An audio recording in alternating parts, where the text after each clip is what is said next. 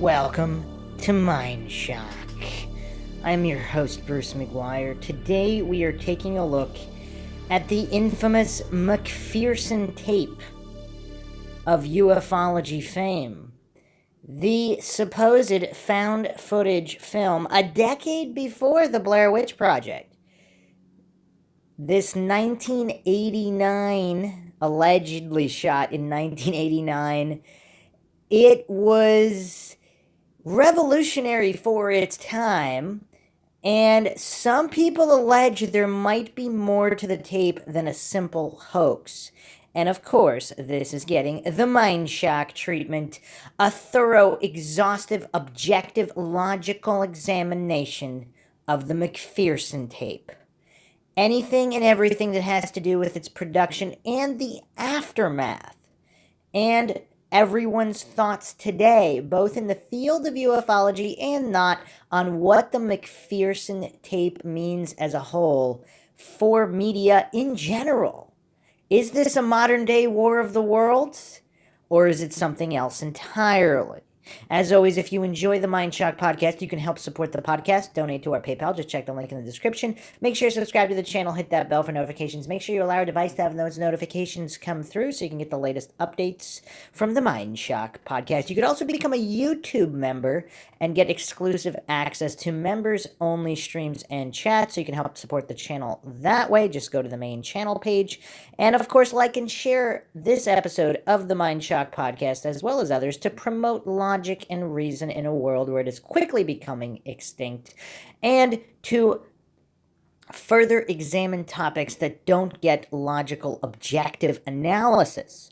And people just fall for all these logical fallacies when writing off all of these so-called pieces of evidence. Not that anybody should believe that they're legitimate, but in having logical reasons why it is or is not legitimate, as opposed to just hallucinating and presupposing whatever. Either some of these crackpot tinfoil people just automatically assume it's real, and some of these Dunning-Kruger goofs and coincidence theorists and authority-worshipping cultists who just assume it's fake.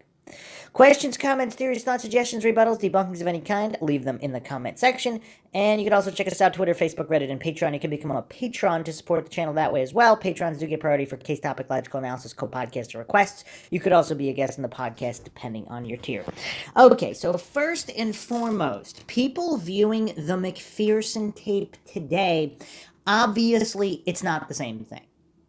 See, watching this with no context in the 90s on a grainy TV screen, with no context, again, a lot of people thought it was real, and it caused a lot of confusion, and we'll be going into the details why, and the unique circumstances surrounding this film, which will never be replicated today in the era of social media and being able to easily identify people within minutes, if not hours, if at the latest days or weeks. But we will be examining all of that, but before we get into that, I want to lay out, just in general, in the field of aliens and UFOs, what the options are. Because people really don't lay out, on podcasts or documentaries, we really need to lay out the different variables and the different possible theories right from the outset so we know what we're working with. So, theory one, of course, just in general UFO alien theory. Aliens, extraterrestrials, are these intelligent beings coming from another planet. So if you believe the traditional heliocentric model of the universe, that's one possibility. Another possibility, if you're a flat earther or one of these other Earth model believers, these extraterrestrials could be coming from beyond our circle, if that's what you believe our world is. The Earth is like a pond with all the continents laid out, North Pole in the middle. So there, and Antarctica is the just endless or near endless ice terrain surrounding our pond with continents. So there could be other ponds. So extraterrestrials theoretically could be these other beings from other ponds, physical beings which may or may not look like humans due to other conditions or whatever, possibly artificially created. I mean, again, the door is wide open. So that's theory. That's the second theory, theory B. So theory C, some people believe aliens are demons, or these interdimensional beings. Now, you could split that up into theory C and D. If you say they're not, this has nothing to do with biblical or demonic entities, although these demonic entities could be descriptions. This could be how holy books described these interdimensional beings, or even beings from other planets, if you believe in theory A. But let's say theory C is interdimensional, theory D would be demons, which may or may not refer to theory C and be a way to describe interdimensional travelers of some kind. Now, here is the theory, just based on all available information. I believe theory E would possibly be the most likely in the majority of cases. So again, I'm not dismissing A, B, C, or D at all. I just think if those theories are true, and again, I'm not alleging they are true or untrue. This is Mindshock, where the only thing we know for sure is that we don't know anything for sure. Let's remain logical here. Let's not fall for any logical fallacies, like false dichotomies, false trichotomies, false quadratities. All of these theories could be true in a certain percentage of cases. In the majority of cases, though, of the legitimate ones, I'm not talking about the hoaxes, I'll get to those in a moment. Theory E would be that alien abductions are manufactured experiences and experiments by other humans, like worldly governments. For example, the U.S. government, most likely responsible for most of them. Again, we have MK Ultra, declassified documents. If they're willing to declassify that, what are they not willing to declassify? You have to ask yourself, because if you're one of these authority-worshipping cultists and these scientism worshippers who and coincidence theorists who don't believe the government is ever responsible for anything shady, take a gander. Take a gander at the CIA MK Ultra documents. They're absolutely terrifying. And you have to ask yourself, if they're willing to declassify those, what are they not willing to declassify? So if government entities or other types of entities, maybe some kind of Illuminati world shadow government entities, if they're performing experiments on humans and they chose the UFO alien abduction experience as this experiment, that's theory E. That these are not other creatures. This is all man-made, either through advanced man-made technology or otherwise. So now, theory F, we can split into two. I mean, this would be people who, this would be not real experiences, and we could split theory F into two pieces. So F1 would be the people who are just lying for attention. They know nothing happened to them. They made it up. And then theory F2 would be people who believe that this happened to them, but it actually didn't. So either they have some kind of mental illness or just brief hallucinations brought on by environmental factors. So I believe that is running the gauntlet on all possible theories regarding UFO alien abduction. If I have left out any theories, all the Mindshock listeners out there, feel free to add them in the comment section so we can get an accurate representation of all possible theories to examine. Again, I am not hallucinating or falling for these black and white logical fallacies that only one of these theories could be true. They could all be true. Now the question is, to what percentage, to what degree? So in theory A or B, with these other entities, they're basically coming from outside of our known continental world, whether heliocentric model or not. So that's one possibility. Now, is that more likely, or does that happen in more percentage of cases than, let's say, governments experimenting on their own citizens, of which there is plenty of precedent for? So with so many hoaxes going on, it can be difficult to discern. It can be difficult to separate them, and that's why we're using logic and reason to do so. So let's get into the McPherson tape specifically. This has been heralded, particularly in the 90s, as one of the most controversial pieces of evidence. Some allege it was completely real. Completely. Others, of course, say it was just a fancy hoax, and then there are people in between. There are people that say that some of this event was real, and then they filmed this documentary around it to document the process. So even if 100% of the footage is fake, the event was real, and then, of course, you have the people that believe that some of the footage is real and most of it is fake. And it's a reenactment based on a real event. So you have all these theories. So again, let's set the stage here.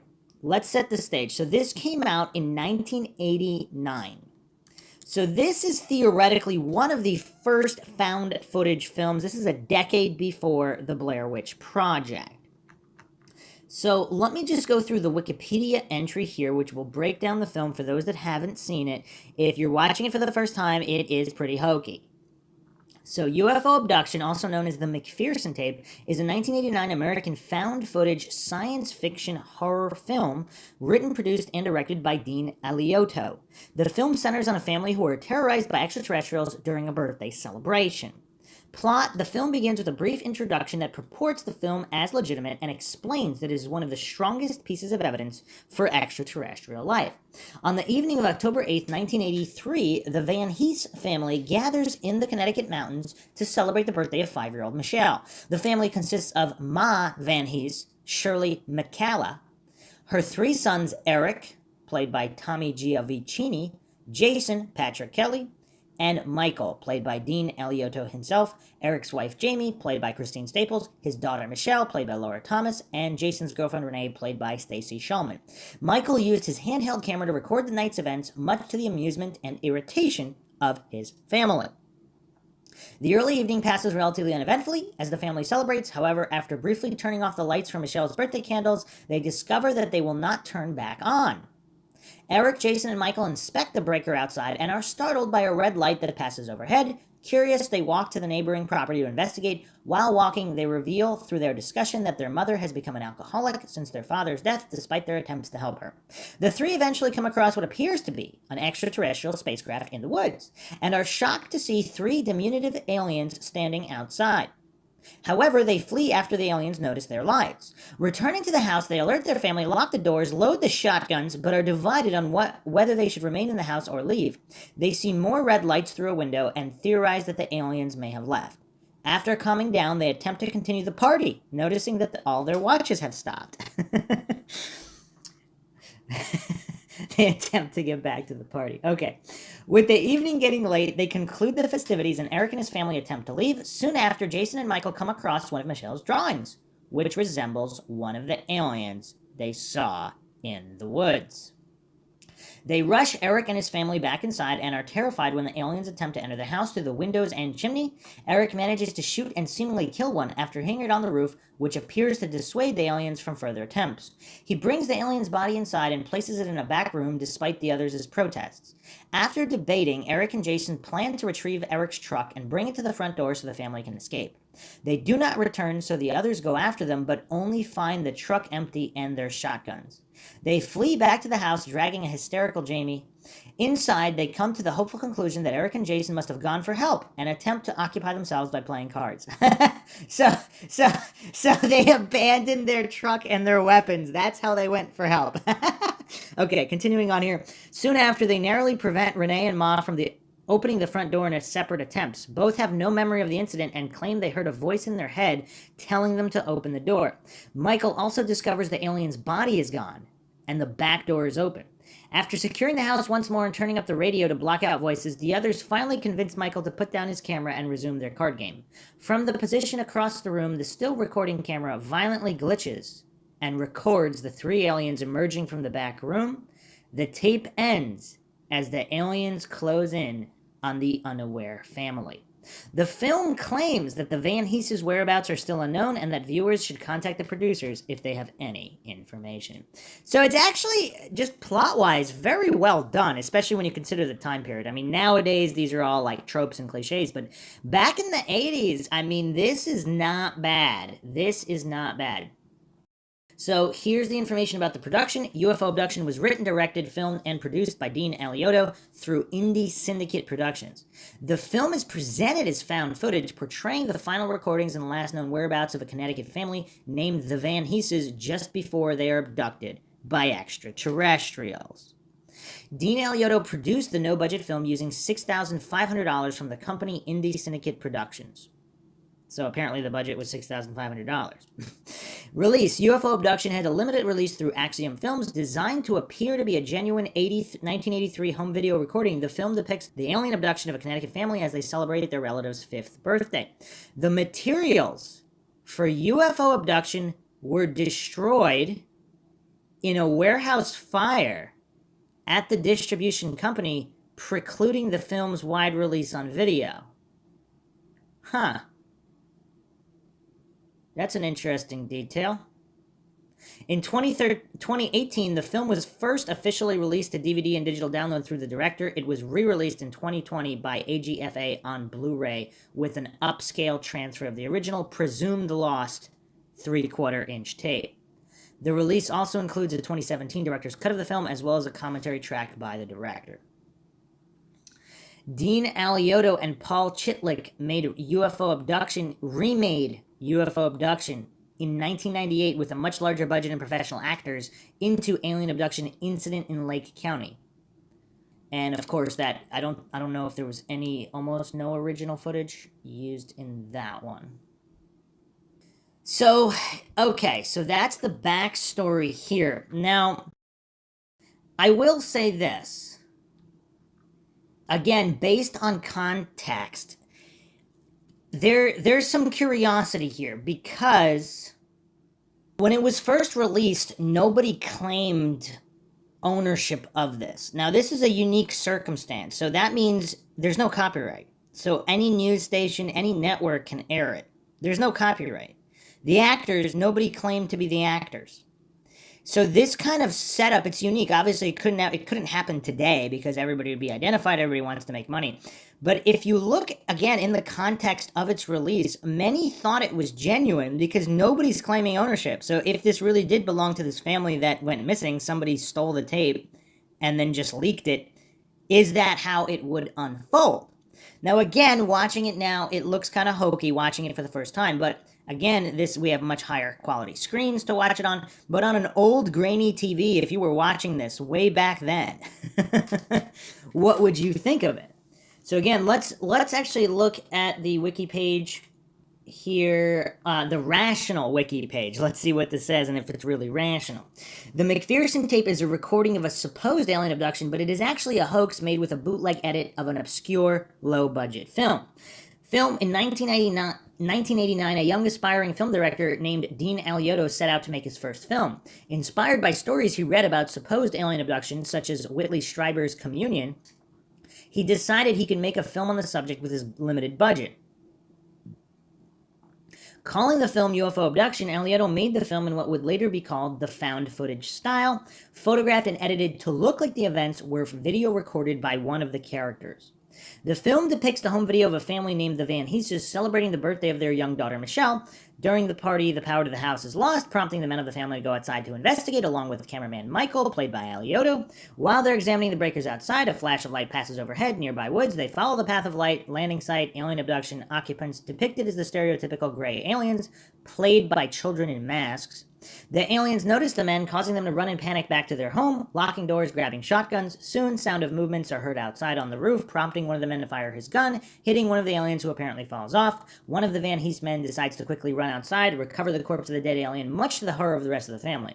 Body is placed in a separate room, but several minutes later it is discovered that the body has disappeared. At the end of the film, Michael places the camera down in the corner of the room, getting a wide shot of the interior of the house to play cards with the rest of his family. At that point, 3 aliens march in single file order out of the spare room towards the family. The last alien stops to look at the camera, which then cuts out. The film ends with still images of the family members, along with a fake telephone number for viewers to call if they have information on their whereabouts. And I wonder if anybody actually... what was the history of that fake number at the time of this release? But anyway, so bootleg, the film saw a very limited direct-to-video distribution, but the distribution warehouse suffered a fire, resulting in a complete loss for the companies. And some would say that's a little coincidental. The master print of the film was among the assets lost, and Alioto simply decided to move on with his career. So apparently it was magically found later. Okay. Sometime around 1992, someone began distributing a bootleg copy of the film in UFO circles, where it was called the McPherson tape.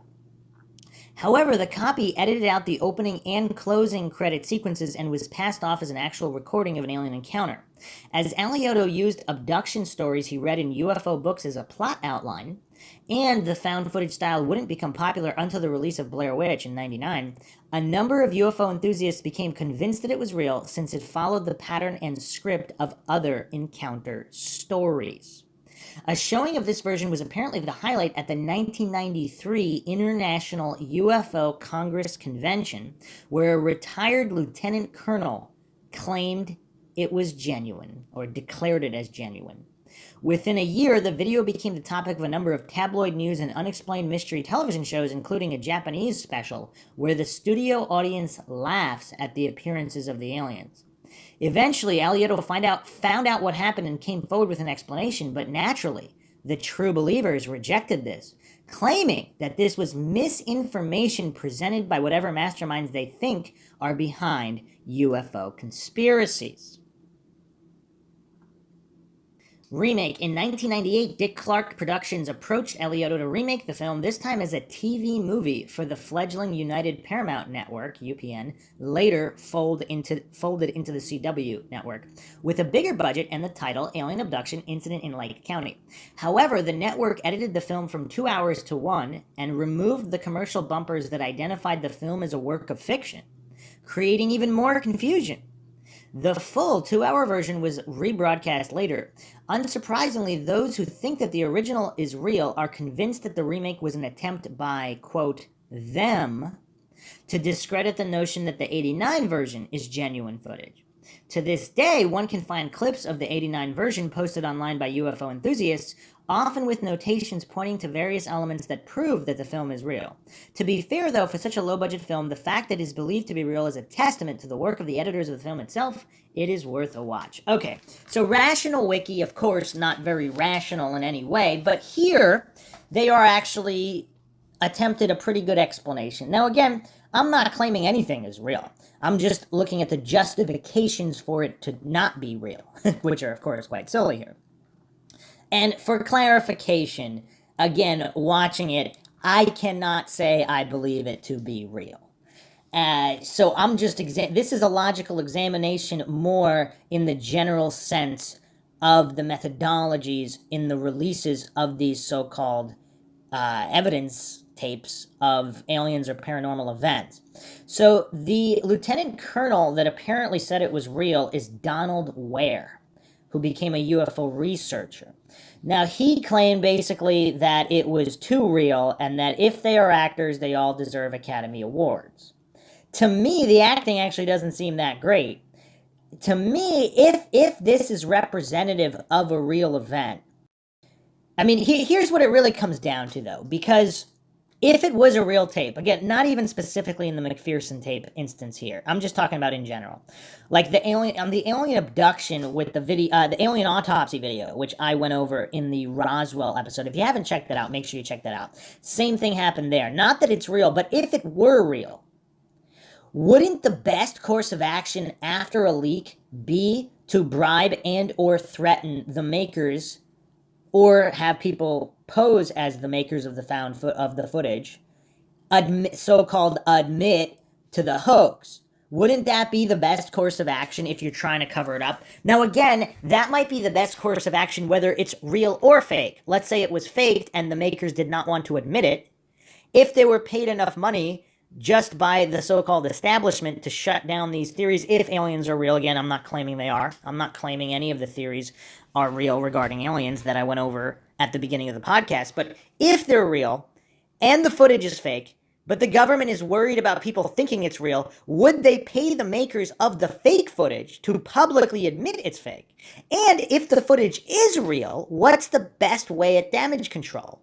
Would it not be to pay off the makers to get them to say it's fake even if it's real?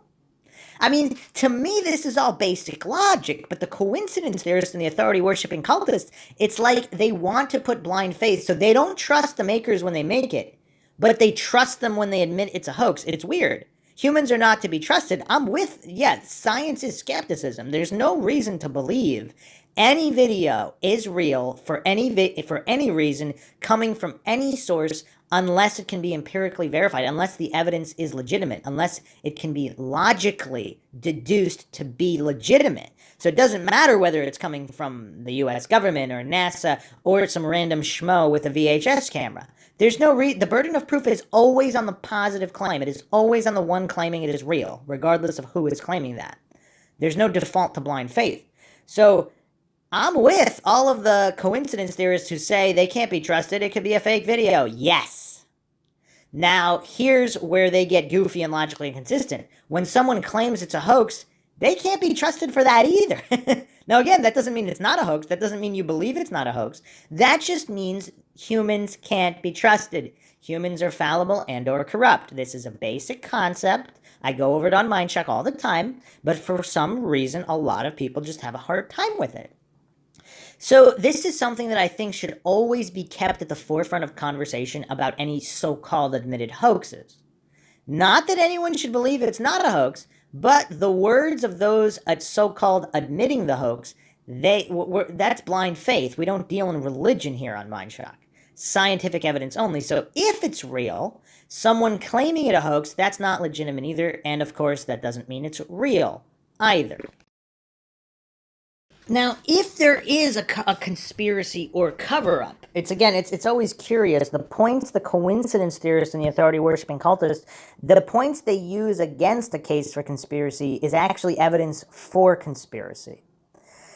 Because if the conspiracy is true, there would be a damage control narrative. Now, I still don't understand what happened with the fire and the original footage and then how the footage was released after if it was all lost in the fire. I still haven't found an adequate explanation for that. So that's a problem. Unless this was all hoax from the beginning and that's part of the hoax and there was no fire, I would assume that police reports must exist or some kind of insurance reports unless they were never claimed. I mean, is there even evidence of a fire? Was it a reported fire? Was it a real fire? Who knows? And of course, if Dean Alioto is this cunning mastermind and is willing to do illegal things, was he the one who created the fire to make more mystery surrounding the tape while having an extra copy that nobody knew about, and that's how it got leaked? Either way, what's curious here, if you look at Dean Alioto, if you just look at his history, so the people that purport there are vast government conspiracies and people sell out to cover them up, he really has no real credits here until after this remake, Alien Abduction Incident in Lake County TV movie. So the McPherson tape, 1989. Now there is a credit here in the art department for set construction on a TV movie called Escapes in 1986. So he would be, 18, 19, 20 around that time. It's a Vincent Price movie, 1986, Escapes. I haven't seen the movie. If somebody's seen it, they want to comment on it, they can feel free to comment on it, but it's like an anthology horror movie. So he does have that credit, and then, but since that, so then he does absolutely nothing after the McPherson tape until Alien Abduction Incident in Lake County, 98. Then all of a sudden, now he's got editing credits in the 2000s, he's got writing credits, he's got directing credits, he's got producing credits. So those who believe that there is a government conspiracy and he got paid off to cover it all up, was he not even so some of these conspiracies run really deep in assumed identities and otherwise. So if Dean Alioto wasn't even really responsible for this, I mean, I don't know how much behind the scenes footage there is, or if he really was and he assumed an identity. Again, if we're claiming some kind of vast conspiracy with advanced technology, are there plastic surgeries to alter appearances involved? I mean, once you go that far down the rabbit hole, I mean, anything goes. But again, I'm not claiming any of this is true or untrue, but if there is an attempt to cover it up, I mean, there are certain coincidences here that just have not been adequately explained. Now, just because there's coincidences, that doesn't mean that the footage is all of a sudden legitimate. No, it could still be completely fake footage, but there's just more to explain here. I don't necessarily think it's that simple to write it all off. The other thing that's kind of fishy about this whole story is how does this, so yes, it's 89, early 90s, Dean Alioto, there's no widespread social media use where people can track everything down, but how did this guy not know that his film was being used and aired and passed off until so many years later? Because this was quite popular in UFO circles. So Dean Alioto himself said he was interested in alien abductions, so it's not like It's not like he was a hired gun who like was not into ufology at all or aliens or alien abductions. He was just hired to do this thing and then he went back to his real job. He had an interest in the matter. So how did word not get back to him about this tape until years and years later? It's kind of weird. I don't know. Or did it get back to him and he didn't care and he wanted to prop up the legend and the myth, so he just never claimed copyright until so many years later because he enjoyed it making the rounds as real? I mean, I guess that's a possibility as well. There's just certain things that don't add up here that are just a little, I think people might be a little bit too quick to dismiss. Now, again, that does not mean it's real in any way. Now, was there another version that is not the version that people were being talked about? So there's two admitted versions. So what's curious here, unless you were one of the people with bootleg in hand at these UFO conferences in the early 90s, is it possible there was yet another version and that one might have been real? So there's a lot of curiosities here. Again, I'm not claiming anything is true or untrue, but it's a little too simple to just say, oh, yep, it's fake, move on. I mean, yeah, the video that's real easily found now and easily accessible, that one seems pretty fake. And even with that one, though, if we keep the context in mind, it could have been a modern War of the Worlds type situation, and that would be curious. That would be very, very curious on if that was also planned by the government for whatever psychological effect information gathering. Because there are also H.G. Wells, there are some conspiracy theories about that as well, on how War of the Worlds was some kind of a test by the government, and they just used H.G. Wells for the test. H.G. Wells also supposedly connected to secret societies and such. So there's a lot of rabbit holes here. It's just not that simple. So I'm just going to go over two articles here, just referencing some points and some ideas here, so people can kind of form their own conclusions or ideas about what they think the possible agenda here was. Was it simply just a movie money grab? Or even if completely fake, is there also an underlying agenda beyond the filmmakers, even if it's completely faked? So this first article is from ConnecticutPost.com. It was published July 15th, 2019 by Andrew DeRosa. 30 years later, McPherson tape shows alleged Connecticut alien abduction. In '89, ufologists and the general public alike were dumbfounded when footage showing an alleged alien abduction was released in Connecticut. The premise: a father is videotaping his daughter's birthday party when suddenly the power goes out. They go to check out the breaker only to see a group of aliens congregating near a UFO that had landed outside. What ensues is a case of utter confusion as the otherworldly beings break into the house and supposedly take the family. As VHS tapes were passed around and bootleg copies were in demand, many individuals decided to pick apart the video, attempting to decipher what exactly was going on. The video's found footage style, which would later be popularized by Blair Witch Project a decade later, caused great concern for skeptics who claimed the footage could have easily been doctored. Succumbing to mounting pressure, it was revealed filmmaker Dean Alioto produced the footage on the minuscule budget of $6,500, according to Stranger Dimensions. What mounting pressure? As disheartened believers turned away from another feeble attempt at exposing alien life, many did not take Alioto's admission at face value. Many pointed to the fact that the original tape was destroyed in a fire at the distributor's warehouse, resulting in the loss of all of the original footage of the initial purported abduction. Since then, people have tried to put together what footage is available online. However, much of the present footage available on the internet has been clipped together with computer-generated footage. The takeaway: there is no way to find the original footage of the so-called McPherson tape. I'm not sure about that, though. Does anybody have one of these original bootlegs from whatever, 1990, 1991, 92? A reboot of the film came 9 years later, titled Alien Abduction Incident in Lake County, which was presented as sort of a full-length documentary. However, the documentary did not include much of the original footage presented in the initial film. With the circumstances of the fire, the reboot of the footage for mainstream audiences, ufologists claim that this is a way to cover up what initially happened in Connecticut, that both films were built upon factual evidence but supplemented with fake video. Though you can still find some footage online that claims to be from the McPherson tape, it is still up for debate of whether the true tape exists or if one filmographer got the last laugh at the expense of people who just wanted to believe. I mean, that's a possibility as well. I mean, was this whole thing also crafted by Alioto intentionally? I don't know. Have people discussed that possibility?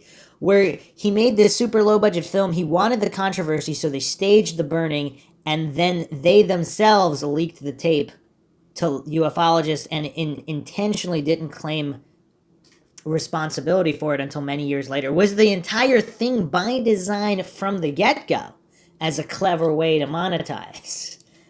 I mean, that could make sense as well. All right, the last article we're going to go over here from Stranger Dimensions, February 17th, 2015. The McPherson tape on a VHS alien abduction by Rob Schwartz. The McPherson tape, a hoax or actual proof of an alien attack.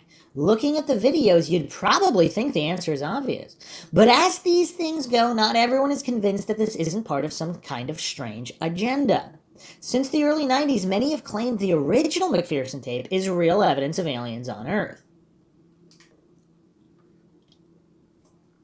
The McPherson tape, 1989, the uncut video footage you're about to see contains the most important evidence yet made public regarding this phenomenon. The evidence is from the Northwoods, Connecticut UFO Case 77. That's just a little excerpt here in the article. Directed by Dean Alioto and released direct-to-video in 89, the original McPherson tape is actually titled UFO Abduction, and it features the Van Hees family, not the McPhersons. A found footage film, it was shot on a tiny budget of $6,500, according to Alioto. The plot is basic. During a nighttime birthday party, power goes out. Some of the family head outside to check the fuse box. What they find is a spaceship out in the woods and a group of gray aliens. So they return to the house and things calm down until something appears at the window. From there, it's about what you'd expect from an alien invasion. Overall, the film is a bit dry, but I'm guessing that was the point. It's like a 1980s version of the Blair Witch Project. I skimmed through it, to be honest. So, case closed regarding its authenticity, right? Well, in the early 90s, apparently a bootlegger got hold of the film, stripped its opening and end credits, and distributed it as real footage of an alien invasion. A hoax was born. The other thing, too, which coincidence theorists and authority-worshipping cultists fail to comprehend, is that if there is some kind of vast conspiracy, would there not be government-commissioned intentional hoaxes to kind of to discredit anyone trying to find the truth? I mean, is the place to hide the truth really in some dark shadows, or is it out in the open where it can be made fun of publicly? I mean, the flat earthers have kind of brought this theory to light as well. I mean, if you go out of your way to make fun of flat earth at every step of the way, if the flat earth theory is true, and of course I'm not alleging it is in any way, where would be the best place to hide it? In public ridicule, where no one would honestly investigate it, or with 100% censoring, where no one would ever find any information at all about it, leading to more curiosity and objective investigation into it. But continuing the article here, Alien Abduction Incident at Lake County, 1998. Now I watched all of it. Pulled in by the VHS interference and captivated by the terrible acting of the experts, I couldn't look away. It's a documentary, in quotations, perhaps an early ancestor of Discovery's recent docudramas, that allegedly contains footage of an alien abduction or attack that occurred on November 27, 1997. I'd describe it as a television-friendly remix of the original 89 film, although this time the victims are named McPherson. Interspersed between the footage are segments with comments by experts and former alien abductees. I thought there were some interesting ideas here. One of the experts explains the possibility that the daughter was possessed by the aliens, which I thought was creepy. Abductee Jean Sutton claims they've all been abducted before. They might not know it, she says, but this isn't the first time for any of them. Intriguing. The alleged footage ends as Tommy McPherson has a close encounter with an alien in his bedroom. They claim to use recently declassified military technology, the best kind of technology, to restore lost footage showing a downed alien. I thought that was a nice touch. Oh, you know what's funny, though? All these coincidence theorists and authority-worshipping cultists, now there is really advanced so-called AI remastering. You can watch on YouTube all of these old damaged films restored in 4K high resolution. They look amazing. So to all the goofs back then who think that technology couldn't exist, clearly it exists now. Now, is military technology roughly 50 years ahead of civilian, as claimed in many sources? So back in 98, did the military already have this advanced technology that we have now to remaster old footage? Just a couple questions there. Continuing the article here, all in all, I liked it in the same way I like cheesy science fiction B movies. 5 out of 5 Torgos. The, quote, real McPherson tape. Neither of these two videos inspire much confidence as far as validity goes. The 1998 docudrama is poorly acted, they have questionable special effects, and let's face it, if we had truly this sort of footage of a real alien attack, that would blow the doors wide open as far as disclosure and proof. However, that's the funny thing about this story.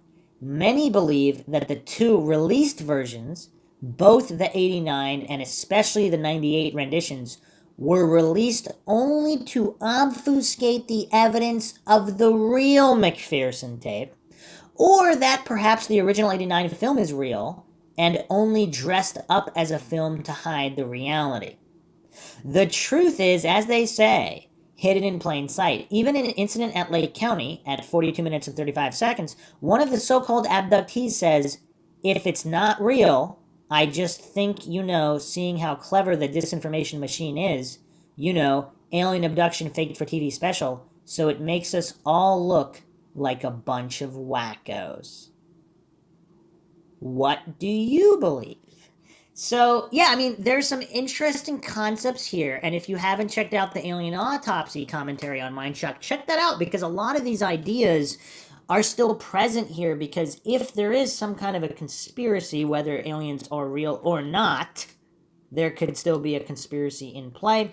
And how would it be carried out? How would it be carried out in the media? How would attempts to obfuscate or control narratives and discredit certain pieces of evidence, how would this all play out? Because those are the real questions that we should be looking at. Because, of course, we could endlessly analyze the tape. It doesn't look good. It looks pretty fake. But again, context. In the 90s, watching it on a low-quality, grainy TV, you might not notice how, it really hides how bad the effects are. So it would look a lot more real on a super low-quality TV. And we have to give Alioto credit here, if he's really the one that made this tape, or at least a reenactment of the tape, whatever. It seems he understood those limitations and fully exploited them in a way that can't really be done today. So that's really one of the most interesting things about this entire McPherson tape saga, is the context at the time of its release, watching on a grainy TV, and how much farther you could go with grainy, low-budget footage in terms of realism that can ever be done today. And that's curious in and of itself. So, hope you guys enjoyed another edition of the Mindshock podcast, where we logically tackle any and all topics, the paranormal, supernatural, conspiracies of all kind, with logic and reason at the forefront. If you want to help support Mindshock, help us get more mind-shocking content out there, you can donate to our PayPal. Just check the link in the description. You could also become a YouTube member, gain access to exclusive content and exclusive chat for the more advanced Mindshock listeners who don't want to go over the basics and they're already well versed. So for those Mindshock members, we will have advanced chats. Like and share the podcast. Make sure you subscribe to the channel. Twitter, Facebook, Reddit, Patreon. Patrons do get priority for case topic, logical analysis, co-podcast requests. You could also be a guest in the podcast depending on your tier. Questions, comments, theories, thoughts, suggestions, rebuttals, debunkings of any kind, leave them in the comment section. This is Bruce McGuire signing off. Catch you guys next time.